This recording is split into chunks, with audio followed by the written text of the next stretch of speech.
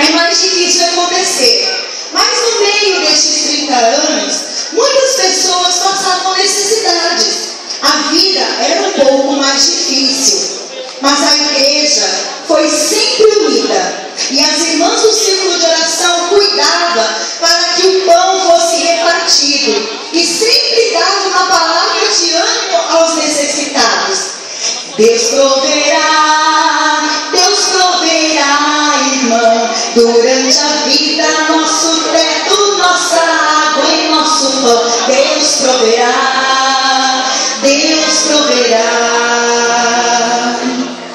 Nestes 30 anos, essas mulheres guerreiras têm mostrado que acima de qualquer problema, maior é Deus, maior é Deus. Deus é maior que a morte, Ele é justo, Ele é forte, Ele é maior. Deus é maior que o pranto, Ele é justo, Ele é santo, Ele é maior.